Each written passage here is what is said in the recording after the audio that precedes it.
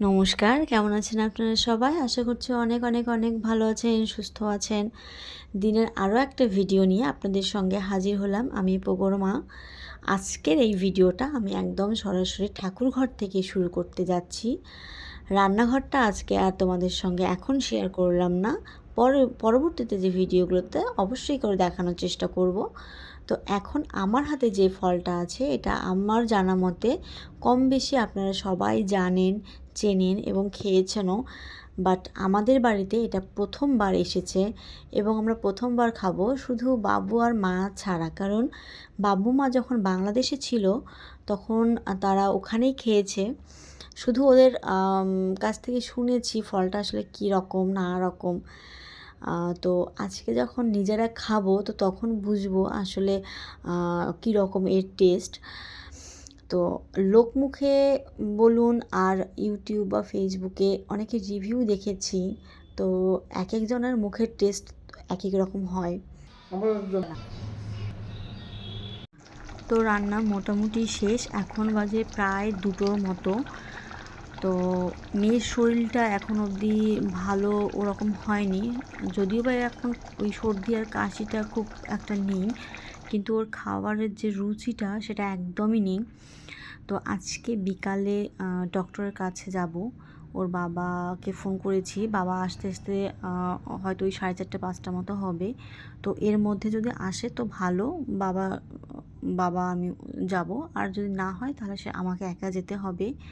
তো তারপর ও বলেছে যে ও আজকে একটু তাড়াতাড়ি ফিরবে, জানি না কখন ফিরবে। তো এই তো এর মধ্যে দুপুরের আমাদের খাবার দাবার সব কিছু হয়ে গেছে। তো তারপরে মেয়েকে একটু ঘুম পাড়িয়েও দিয়েছিলাম। তো 3:30টার দিকে বুকিং করিয়ে ওকে 1-1.5 ঘন্টার মতো ঘুম পাড়িয়ে তারপরে মেয়েকে নিয়ে আমি ডক্টরের কাছে গিয়ে এসেছি একা অটো করে। আর ওর বাবা কাজ থেকে ফিরে ওখানেই দাঁড়িয়েছিল। তারপরে মেয়েকে কয়েকদিন থেকে চাচ্ছিলাম যে একটু ঘুরিয়ে নিয়ে আসার জন্য, কিন্তু হয়ে উঠছিল না। দুদিন থেকে সন্ধেবেলায় বেরোবো বলে ভাবছি, কিন্তু ওই সন্ধে হলেই না বৃষ্টি হচ্ছে, তারপর হাওয়া দিচ্ছে, ওর শরীরটা ভালো না বলে আর বের হয়নি। তো আজকে যেহেতু ডক্টরের ওখানে ওকে দেখানো হলো, ওখানে আমি ক্লিপগুলো নেইনি, কারণ জানি না আবার ভিডিও করতে গিয়ে আবার কে কী বলবে না বলবে। তো যার কারণে ওখান থেকে বেরিয়ে এই যে আমরা গঙ্গার ধারটায় এসেছিলাম। আমাদের এখান থেকে বাইকে ওই 8-10 মিনিট মতো লাগে। তো ওখানে থাকার পরে অনেকটা মশা ওকে কামড় দিচ্ছে মশা। তারপর বলল, মা চলো আমরা এখান থেকে বেরিয়ে যাই।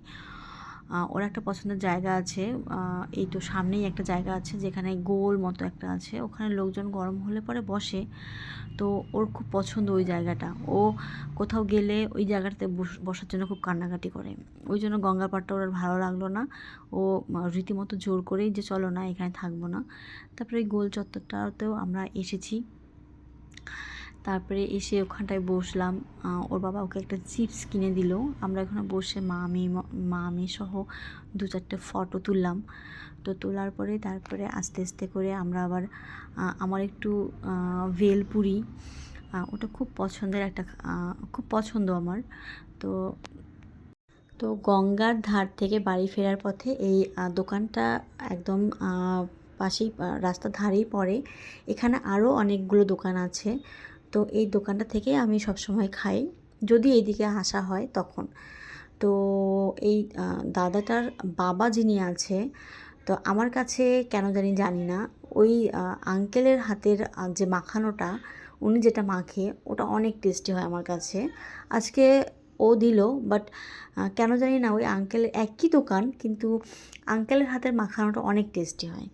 যাই হোক, দুজন মিলে এই 50 টাকার একটা প্লেট হলো, অনেকটাই দিয়েছে। এটা আসলে আমার একার পক্ষে কখনোই সম্ভব নয়। তো মেয়ে ওখানে বসে আছে, ও যেহেতু খায়নি ও আবার খাওয়ার জন্য খুব করছে। তারপর আমরা দুজন মিলে খেয়ে দিই অবশ্য বাড়ি ফিরলাম। তো মেয়ে যেহেতু সেরকম কিছু খাচ্ছে না, তো ডাক্তারবাবু বলল যে একটু স্পাইসি টাইপের কিছু ওকে একটু করে দিন, তাহলে ও আস্তে আস্তে খাবারের রুচিটা ওর বাড়বে। তাই জন্য আসার সময় একটু চিকেন নিয়ে এসে অল্প করে ওর জন্য একটু করে চিকেন পকোড়া বানাচ্ছিলাম। তো ভিডিওটা তোমাদের কেমন লাগলো অবশ্যই করে জানাবে। তো দেখা হবে অন্য কোনো ব্লগে, অন্য কোনো ভিডিওতে। মেয়ের শরীরটা যেহেতু ভালো নেই, ওই জন্য ভিডিওগুলো আর আমি সেরকম বড় করছি না। তো ততক্ষণ পর্যন্ত তোমরা সবাই ভালো থেকো, সুস্থ থেকো। টাটা সবাইকে।